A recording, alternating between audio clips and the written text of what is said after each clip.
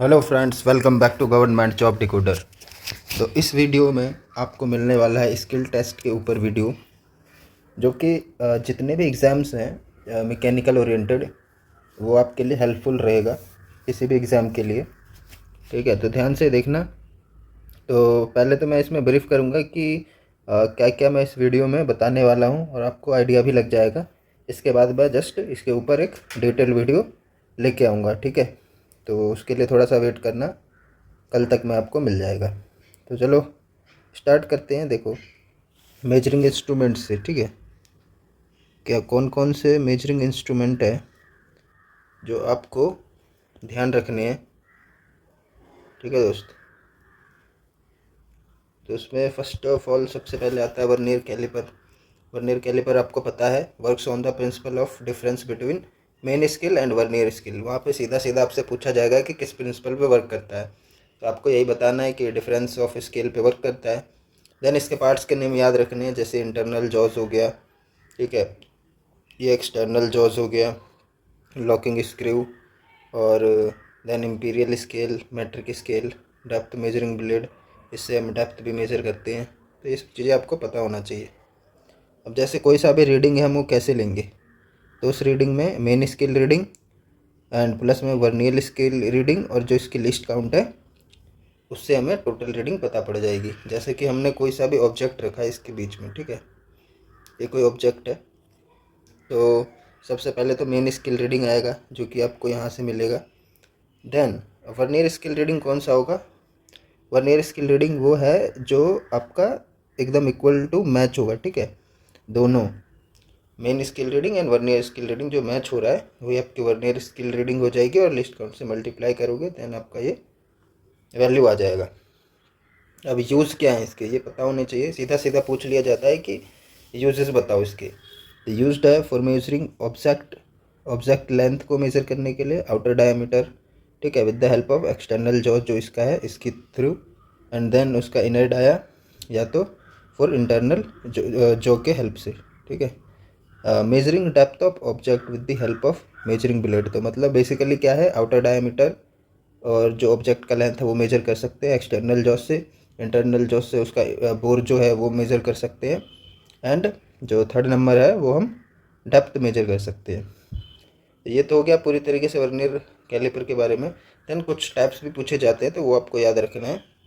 जैसे आपका digital type होता है, आपने देखा ही होगा, डायल कैलिपर हो गया, डायल वर्नियर कैलिपर, यानी वर्नियर कैलिपर सिंपल, ये इस वीडियो में देख सकते हो। इस तरीके का भी आता है knife edge vernier caliper.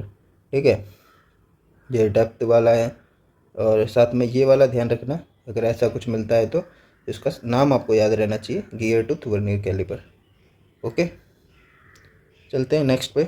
Next आपका बहुत ही इम्पोर्टेंट, जिसे हम बोल सकते हैं माइक्रोमीटर। अब माइक्रोमीटर क्या है? माइक्रोमीटर सबसे पहले तो पूछा जाएगा कि कौन से प्रिंसिपल पे वर्क करता है। तो स्क्रू एंड नट जो होता है ना, स्क्रू एंड नट के प्रिंसिपल पे वर्क करता है। ठीक है, इसका पार्ट्स देख लो। पार्ट्स आपका ये हो गया एनविल, देन ये जो सेकंड पार्ट मिल रहा है ये स्पिंडल हो जाता है। ये मेजरिंग फेसेस है। ठीक है, इस मेजरिंग फेसेस के ही अकॉर्डिंग कई सारे टाइप्स में माइक्रोमीटर को हमने क्लासिफाई कर रखा है। ठीक है, अब बात करते हैं ये जो है, इसको देखो, या तो बैरल भी बोलते हैं, और बैरल के ऊपर मेन स्केल की रीडिंग जो है ग्रेजुएटेड होती है, और या स्लीव भी बोल सकते हैं, तो ये ध्यान रखना। देन ये तो काफ़ी सारे बार हम पूछा जाता है क्वेश्चंस में भी, एमसीक्यू में भी, कि जो सर्कुलर स्केल की जो रीडिंग है वो किस पे कौन से पार्ट पे जो है वो मेज़र होता है। तो वो होता है आपके थिम्बल पे। ये जो थिम्बल है आपको दिख रहा है, ठीक है दोस्त। एंड अगेन एक रेचेट स्टॉप है जिस पे नर्लिंग होता है। ठीक है, ये देखो डायमंड नर्लिंग हो रखा है इधर, और ये किस के लिए यूज होता है? ये टाइट करने के लिए इसको। ये हो गया लॉक।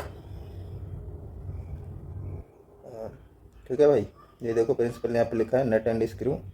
लिस्ट काउंट हम ऐसे मेजर कर सकते हैं, value of one division of main scale upon में number of division on circular और थिम्बल। ठीक है, तो इसकी मदद से आपको 0.01 मिल जाएगा। टाइप्स इसके भी याद रखने हैं, outside, inside micrometer, flange micrometer, tube micrometer, depth micrometer, 3 pin आता है, देन वर्नियर माइक्रोमीटर जिसका लिस्ट काउंट जो है वो इम्पॉर्टेंट है 0.001 mm। देन उसके बाद point micrometer and ball micrometer, ये पक्का पूछा जाएगा। और एक चीज़ और पूछा जाएगा, पॉइंट माइक्रोमीटर और बॉल माइक्रोमीटर इसके लिए यूज करते हैं। तो पॉइंट माइक्रोमीटर जनरली जो होता है इस तरीके का, जो ये आपका स्पिंडल बना हुआ है ना, ये पॉइंट माइक्रोमीटर इस तरीके का हो जाएगा, ठीक है। तो जो भी सर्कुलर ऑब्जेक्ट है जनरली उसके लिए मेजर करते हैं ताकि हमें एक्यूरेट रीडिंग मिल सके। ये हो गया आपका डायल वर्नियर कैलिपर, जो वर्नियर कैलिपर का ही क्लासीफाई वर्जन है। लिस्ट काउंट इसका 0.02 इंच और 0.01 mm होता है। जो आपका रीडिंग है मेन स्केल की रीडिंग रहेगी इसमें। जैसे यहाँ से हमने मेज़र किया कोई सा भी ऑब्जेक्ट, तो यहाँ पे आपको मेन स्केल की रीडिंग मिल जाएगी। और बाकी जो आपका मेज़र है ये डायल रीडिंग इधर जिस कांटे पे आएगा और जो इसका लिस्ट काउंट है उससे मल्टीप्लाई कर देंगे तो हमें रीडिंग इसकी मिल जाएगी। ये माइक्रोमीटर के टाइप से जो हमने इधर देखा इसको आप देख सकते हैं फिगर की मदद से। ये देखो आउटसाइड माइक्रोमीटर जो सिंपल है, देन डिजिटल होता है, स्क्रू थ्रेड माइक्रोमीटर स्क्रू को ना मेज़र करने के लिए, ठीक है। डिस्क माइक्रोमीटर, पॉइंट माइक्रोमीटर इस टाइप का होता है, पॉइंट माइक्रोमीटर पिन लगा होता है, और स्प्लाइन माइक्रोमीटर। बात करते हैं फिलर गेज। तो ये फिलर गेज है, जो भी जैसे BIS और टेस्टिंग वगैरह ऑर्गेनाइजेशन में ज्वाइन होना चाहते हैं तो फिलर गेज तो आपको ज़रूर मिलेगा, हर जगह मिलेगा। तो बेसिकली इसका यूज क्या होता है, मेड होता है ये तो हार्डन स्टील और स्टेनलेस स्टील से, और साइज़ जो है इसका 0.03 से 1 mm के बीच में वेरी करता है। ये करीबन 25 ब्लेड्स होते हैं इसमें। अब एक ये भी मेजरिंग ही टूल है, बट इनडायरेक्टली है, चेकिंग भी बोल सकते हैं इसको। ये देखो, use to check gap between the two mating surface, centre electrode और ग्राउंड इलेक्ट्रोड गैप जो होता है ना स्पार्क प्लग में, उसका इसमें हेल्प करते हैं क्लियरेंस मेजर करने के लिए between the bearing, then clearance between cylinder and piston, ठीक है। और as per bureau of Indian standards ये 7 सेट्स में आते हैं, और जो कि लेंथ ऑफ ब्लेड होता है वो 100 mm का होता है। ये आपका MCQ में भी पूछा गया है। तो इतना आप बस, जितना भी मतलब मैं बता रहा हूँ ना इसको बस आप ग्रैब करके रखना, आप इतना बता देंगे तो वो मोर देन इनफ रहेगा, ठीक है। ये फिलेट गेज है, इसको रेडियस गेज भी बोलते हैं अकॉर्डिंग टू BIS। ये देखो 3 सेट्स में है, फर्स्ट सेकंड थर्ड, तो ये इसको वैल्यू याद रखने की ज़रूरत नहीं है। ये याद रखना है कि ये देखो रेडियस गेज है तो फॉर मेजरिंग ये वाला जो पार्ट है वो आउटर रेडियस के लिए और ये इनर रेडियस के लिए मेजर होता है। अब डायल बोर गेज है।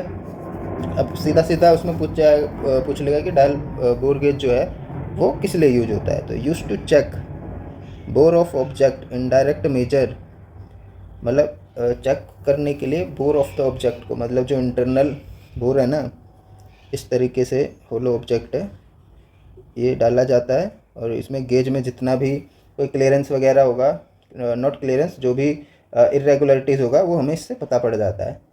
तो इनडायरेक्ट मेजरिंग इंस्ट्रूमेंट है। ये देखो इसकी एनविल होती है, इसके पहले पार्ट्स देख लो। देखो भाई, ये हो गया इसका हैंडल, ये बेजल क्लैंप हो गया, ये इसकी रीडिंग मिल जाती है, बेजल हो गया, डस्ट कैप हो गया ताकि डस्ट ना जाए इसमें। ये वॉशर्स वगैरह होते हैं, यहाँ से आप इसको हटा सकते हैं, दैन इसको यूज करते हैं। ये हो गया लॉक नट, ये इसको टाइट करने के लिए स्पैनर, ये एनविल, ठीक है दोस्त। तो यही चीज़ इसमें अटैच करते हैं हम अकॉर्डिंग टू द जो बोर का डाया है उसके अकॉर्डिंग, और इसमें फिट करने के बाद हम सीधा इस तरीके से रेसिप्रोकेट मोशन करते हैं उसमें, किसी भी होलो ऑब्जेक्ट में, और उससे हमें पता पड़ जाता है रीडिंग के अकॉर्डिंग कि इसमें इरेगुलरिटीज़ है। देन आता है vernier height gauge. Vernier height gauge में देखिए इसको as a measuring and marking tool भी यूज करते हैं। अब यूज़ क्या है इसका, for measuring the height of object, ठीक है, और क्या होता है, for marking on the object at the desired particular height, ठीक है। तो ये रहा इसका, ये इससे मार्किंग करते हैं, और मेजरिंग तो आपको पता ही है। यहाँ पे ये इसका बेस प्लेट हो गया। फर्स्ट ऑफ ऑल इसको अगर यूज करना है तो सरफेस प्लेट पे रखते हैं इसको इस तरीके से। आप किसी भी एंगल प्लेट चाहे जो भी है उसके मदद से आप यहाँ पे ऑब्जेक्ट को रख सकते हैं। देन इसके ऊपर ये जैसे यहाँ रख दिया तो यहाँ पे आपको रीडिंग मिल जाएगा, same as a vernier caliper की तरह इसका रीडिंग निकालते हैं। एंड मार्किंग करना हो तो इसी से मार्क कर देते हैं। बात करते हैं स्क्रू पिच गेज का। तो आपने फिलर गेज देख ही लिया, फिलर गेज देख लिया, उसी तरीके का है ये भी स्क्रू पिच गेज। ये इसका यूज होता है use to check threads of nut and bolt, ठीक है, and pitch of the nut and bolt. तो दो चीज़ों के लिए यूज होता है। ये जी टाइप है जो ब्रिटिश स्टैंडर्ड थ्रेड 55 डिग्री, और मैट्रिक थ्रेड जो है 60 डिग्री का होता है। अब बात करते हैं हम डायल इंडिकेटर की। डायल इंडिकेटर कोई सा भी एग्ज़ाम हो ज़रूर पूछा जाता है। तो फर्स्ट ऑफ ऑल क्या मेज़र करता है, रन आउट को मेज़र करता है, ठीक है, रन आउट को, टोटल रन आउट को, इन दोनों को मेज़र करता है। अब रन आउट में ही आपका राउंडनेस बोल सकते हैं, सर्कुलरिटी बोल सकते हैं, ऐसे टोटल रन आउट में सिलेंड्रिसिटी बोल सकते हैं, और इसके लिए डेटम का रिक्वायरमेंट होता है। डायल गेज इंडिकेटर अब दो टाइप के होते हैं, प्लंजर टाइप, लीवर टाइप। और कंसेंट्रिसिटी के लिए भी यूज होता है, दो या दो से जो अधिक सर्कल का एक कॉमन सेंटर फाइंड करने के लिए। निडल हो गया, इसके पार्ट्स देख सकते हैं, locking clamp, face, case and mounting stem. और ये आपका प्लंजर हो गया। सीधा सीधा आप पूछा जाएगा यूज क्या है भाई, तो to check centre of the round job, ठीक है। सेकंड हो गया राउंड जॉब का जो रन आउट है उसको चेक करने के लिए, ठीक है दोस्त। और ये 4 पॉइंट आपको पता रहने चाहिए, फ्लैटनेस या पैरेललिज्म मेजर करने के लिए, राउंडनेस या सर्कुलरिटी, सिलेंड्रिसिटी एंड रन आउट। तो सिलेंड्रिसिटी में आपको क्या मिल जाता है, specified roundness and straightness both.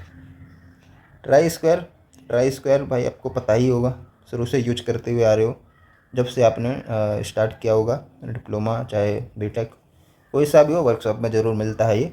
Use to check 90 degree angle, ठीक है। इसका मतलब क्या है कि स्क्वायरनेस ऑफ द ऑब्जेक्ट को मेज़र करने के लिए, and also use to mark perpendicular line of the true surface. अब इसके पार्ट्स देख लो, ये हो गया स्टॉक जो कि कास्ट आयरन से बना होता है, ठीक है, और ये ब्लेड हो गया जो कि स्प्रिंग स्टील से जो मटेरियल है वो स्प्रिंग स्टील यूज होता है। साइज है इसका 100 से 300 mm। ये ग्रेड हो गया ABC करके। फंक्शंस क्या है, चेकिंग और मार्किंग के लिए। चेकिंग में क्या करता है, स्क्वायरनेस, स्ट्रेटनेस चेक, ठीक है, और इतने एक्यूरेसी तक का मेजर कर सकता है ये, 0.002 mm पर 10 mm, okay. Mark perpendicular line of true surface. आपको मैं एक वीडियो में इतने सारे इंस्ट्रूमेंट बता दे रहा हूँ, ठीक है, नहीं तो आप अगर वीडियो देखेंगे तो मिल तो जाएंगे बहुत सारे, बट वो अलग अलग मिलेंगे, ट्राई स्क्वायर का अलग, तो इस हिसाब से मिलेंगे। मैं इसको समराइज़ करके पूरी तरीके से मतलब पूरी तरीके से डेडिकेटेड है ये स्किल टेस्ट के लिए, इतना बस करके चले जाना, मोर देन इनफ है।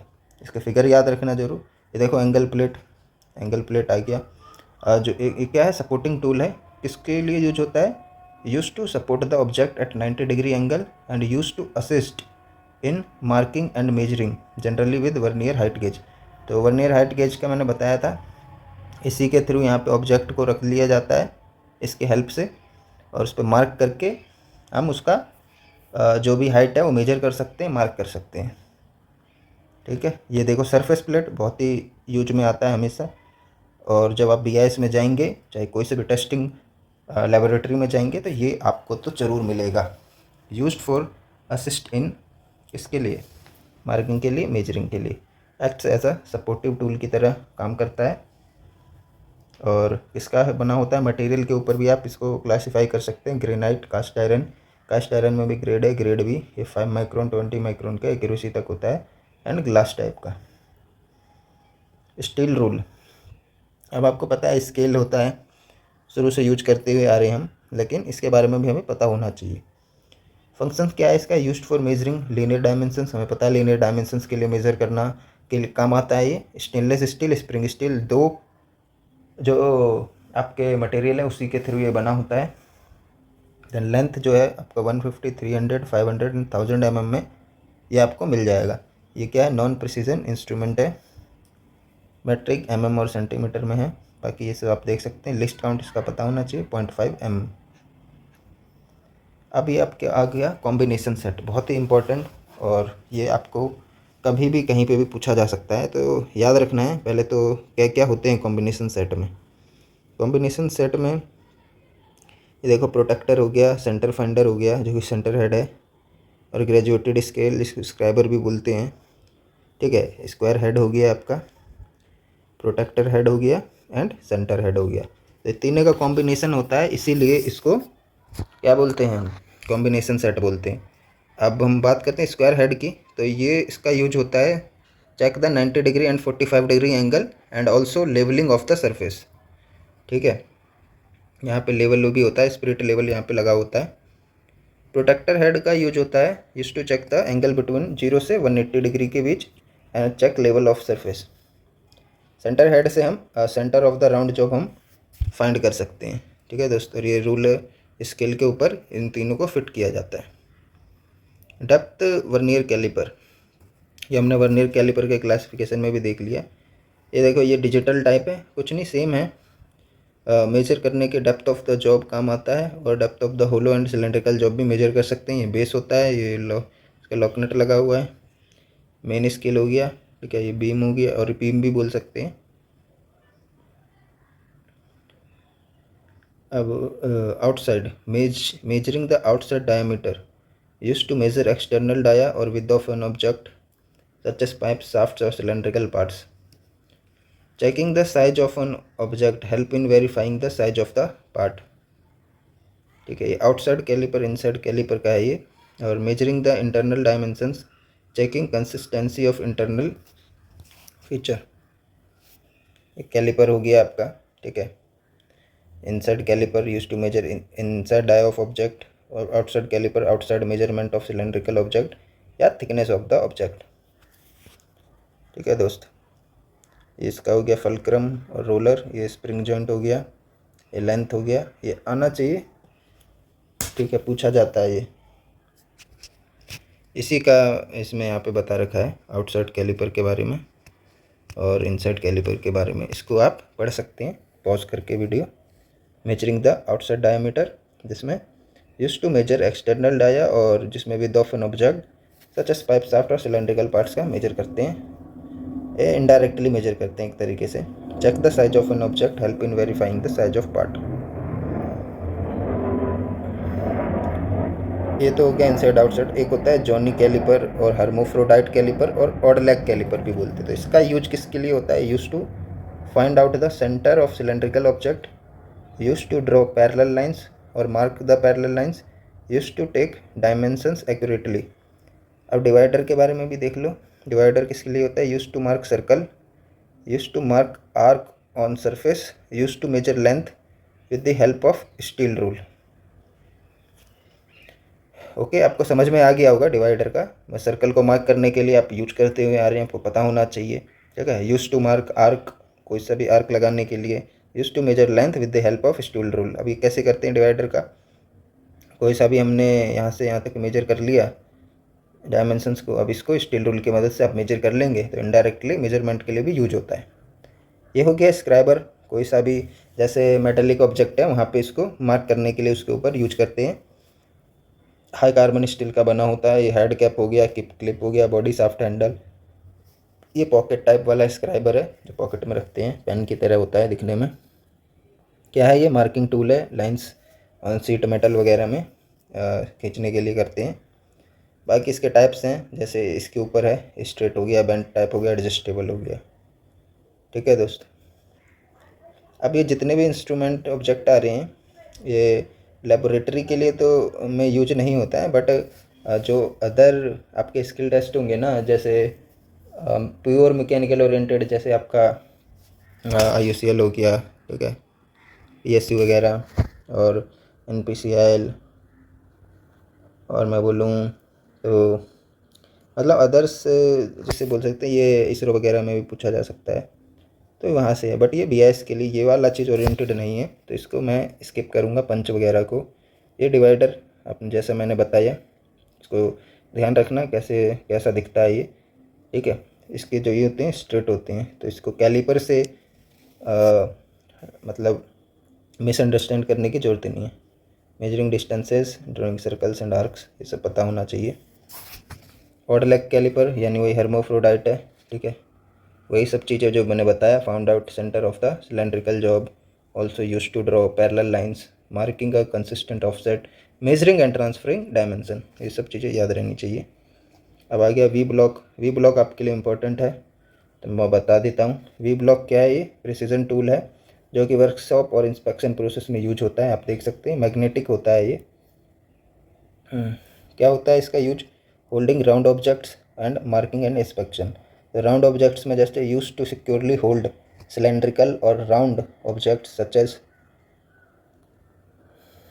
एज रॉड शाफ्ट्स, ठीक है, और पाइप्स ड्यूरिंग मशीनिंग और इंस्पेक्शन। द वी शेप जो है इसका provides a stable and consistent support allowing for accurate measurements और मशीनिंग ऑपरेशन। जो ये इस तरीके का वी शेप आप देख सकते हैं।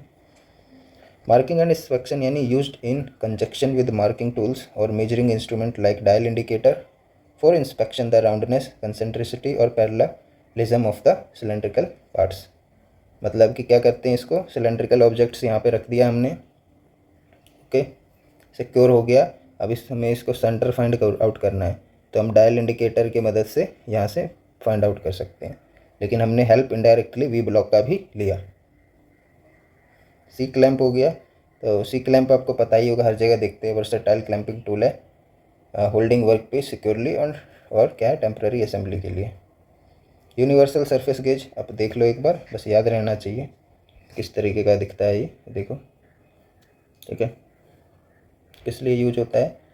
Marking lines on work piece, ठीक है। दूसरा पॉइंट है checking surface flatness and alignment, use to inspect the flatness of a surface और the alignment of components by adjusting the scriber to set height. The tool can detect high और low spots on a surface. तो generally क्या है, marking lines on work piece याद रहना चाहिए और checking surface flatness and alignment, बस। उससे ज़्यादा हेक्सा वगैरह आपको पता ही रहना चाहिए, ये कोई ज़्यादा इंपॉर्टेंट नहीं है, ठीक है। फाइल का भी मैं बोलूँगा, BIS के लिए तो इम्पोर्टेंट नहीं है, यहाँ से तो नहीं आएगा। बाकी ये टैप वगैरह है, ये भी टूल्स है, ये भी इम्पोर्टेंट नहीं है। फॉर BIS ओरिएंटेड मैं बता रहा हूँ चीज़ें, डीजल वगैरह भी नहीं आने वाला है। स्पैनर, रेंच, प्लायर सब नहीं आएगा। ये आपका सर क्लिप को निकालने और लगाने के लिए। बेरिंग वगैरह आप देख सकते हैं एक बार, तो बेरिंग का मैं बता देता हूँ। बेरिंग किस लिए यूज होता है? रिड्यूसिंग फ्रिक्शन के लिए, रिड्यूस करने के लिए और लोड को सपोर्टिव करने के लिए। अब फ्रिक्शन कैसे रिड्यूस होगा? Use to reduce friction between two moving surface allowing for smoother motion and minimising wear on the components involve. Supporting loads कैसे? Use to support radial and axial loads helping to distribute weight and forces evenly across the mechanical system to prevent damage और ensure stable operation. तो कुछ नहीं, आपको यही 2 point याद रखना है बस, फ्रिक्शन को रिड्यूस करने के लिए और लोड को सपोर्ट करने के लिए। बाकी ये टाइप्स देख सकते हैं, deep groove, self aligning, cylindrical, ठीक है, bearing block, taper roller bearing, thrust bearing, angular contact, needle roller bearing. Flange वगैरह भी नहीं आता है, वॉल्व्स भी नहीं आते हैं, सेफ्टी टूल्स है ये। बोल्ट्स वगैरह यूज देख सकते हैं बस, कि सिक्योरिंग कंपोनेंट्स और एडजस्टेबल कनेक्शन, आई बोल्ट, हुक बोल्ट, ये सब भी नहीं आएगा उधर। हैमर्स, ये भी इम्पोर्टेंट नहीं है। लेथ मशीन वगैरह इम्पोर्टेंट नहीं है अकॉर्डिंग टू BIS में। वेल्डिंग प्रोसेस, ये सब भी नहीं पूछा जाएगा, ठीक है। आप बाकी ये सब याद रख सकते हैं, यहाँ से ज़रूर पूछा जाएगा भाई, लिमिट, फिट्स एंड टॉलरेंस से, ठीक है। ये सब चीज़ें पढ़ लेना है एक बार। टॉलरेंस आपको पता ही है, अपर डिविएशन लोअर डिविएशन के बीच में जो गैप है, या मैक्सिमम मिनिमम डायमीटर के बीच में जो अलाउबल चीज़ें हैं, उसको टॉलरेंस बोलते हैं। The permissible variation on the size is called tolerance, ठीक है। और लिमिट्स किसको बोलते हैं? The two extreme permissible size on the actual size are called limit, ठीक है। देन फिट का भी है, when two parts are to be assembled the relation resulting from the difference between their sizes before assembly is called a fit. तो ये चीज़ें पता रहनी चाहिए। Types of fit, clearance fit, interference, transition. आपको पता है क्लियरेंस में होल का साइज बड़ा होगा, शाफ्ट का इंटरफेरेंस में, और इन दोनों में ओवरलैप करता है। तो मैक्सिमम इंटरफेरेंस, मिनिमम इंटरफेरेंस की कंडीशन आएगी इसमें। सेम इसमें मैक्सिमम क्लियरेंस, मिनिमम क्लियरेंस। बाकी ये सिंबल याद रख सकते हैं, पूछा तो नहीं जाएगा खैर ये। Types of tolerance, form, profile, orientation, location, runout, straightness ऐसा होता है, फ्लैटनेस ऐसा होता है, सर्कुलरिटी, सिलेंड्रिसिटी, ये हो गया प्रोफाइल में, profile of a line, profile of a surface, then angularity, perpendicularity, parallelism, position आपका इस तरीके का होता है। ठीक है। कंसेंट्रिसिटी, सिमेट्री, ये सर्कुलर रन आउट हो गया, ये टोटल रन आउट हो गया, ठीक है। तो जितना भी इसमें आने की संभावना थी आपके BIS से ओरिएंटेड, मैंने जल्द से जल्द सिर्फ आधे घंटे में कवर करवाने का ट्राई किया है। आप इतना करके चले जाना बहुत है। बट एक्स्ट्रा में मैं रेफ़र करूँगा आपको कि जो मेट्रोलॉजी वाला थोड़ा सा पार्ट है, बस वही देखना है और ज़्यादा नहीं देखना है। जैसे टॉलरेंस को थोड़ा और अच्छे से करके जाइए, पता होना चाहिए क्या होता है। फिट्स पता होना चाहिए, जैसे मैंने अभी बताया टाइप्स ऑफ फिट्स, ठीक है। डेविएशन पता होना चाहिए, upper deviation, lower deviation. Types of tolerance भी पता होना चाहिए, उसमें पूछते हैं। जैसे यूनिलेटरल होता है एंड बाईलेटरल होता है, ये पूछा भी गया था लास्ट टाइम, फिट्स डेविएशन, ठीक है। बाकी बेसिक साइज वगैरह ये सब पता होने चाहिए। बस इतना पार्ट्स करके अलग से चले जाना। बाकी जितना भी इंस्ट्रूमेंट्स से रिलेटेड था मैंने कवर करवाने की कोशिश किया है। आई होप ये वीडियो आपको पसंद आया हो, तो ज़्यादा से ज़्यादा शेयर करें, ठीक है। ये वीडियो मैं पहले ही बनाने वाला था, बट टाइम नहीं मिल पा रहा था मुझे अलग अलग चीज़ों में बिज़ी होने के कारण। तो आपको इस वीडियो में के लिए करना क्या है, शेयर करना है भाई दबा के, ठीक है। काफ़ी टाइम लगा इसको बनाने में, इसलिए इसके लिए मैं ज़रूर बोलूँगा यार शेयर करो, और जो नए बंदे आए वो सब्सक्राइब ज़रूर करें। बाकी और भी कोई डाउट है तो आप लिख सकते हैं कमेंट सेक्शन में। साथ ही साथ बता दूं इसी वीडियो में, क्योंकि बहुत सारे बंदे अभी नाराज़ भी होंगे। नीचे आ जा भाई। जो DVC JEE के लिए है, ठीक है, उसमें मैंने बोला था कि मैकेनिकल्स का जो भी सेक्शन है, मैकेनिकल का जितना भी सेक्शन है वो मैं कवर करवाऊँगा अकॉर्डिंग टू रिवीजन सेशन के अकॉर्डिंग। तो वो आपके आने वाले एग्ज़ाम जैसे RRB JEE का Tier 2 हो, साथ ही भेल हो, BHEL, देन HPCL का एग्ज़ाम है, ठीक है, साथ ही साथ DVC का। तो सभी के लिए एक रामबाण वीडियो होगा, जितना मैं करवाऊँगा उतना आप करके चले जाना। साथ ही साथ एक्स्ट्रा में जो मैं बोलूँगा कि कहाँ से क्वेश्चंस प्रैक्टिस करना है वो कर लेना, आपका काफ़ी चीज़ें कवर्ड हो जाएगा, ठीक है। तो उस पर भी आएगा, थोड़ा सा टाइम दो मुझे। और बाकी वीडियो को शेयर करो यार, शेयर नहीं होता है तो फिर इतना मेहनत करने में मज़ा आता नहीं है, ठीक है। ताकि क्या हो, ज़्यादा से ज़्यादा बच्चों पे पहुंच सके ये वीडियो। तो थैंक यू, मिलते हैं नेक्स्ट वीडियो में किसी अन्य टॉपिक के साथ।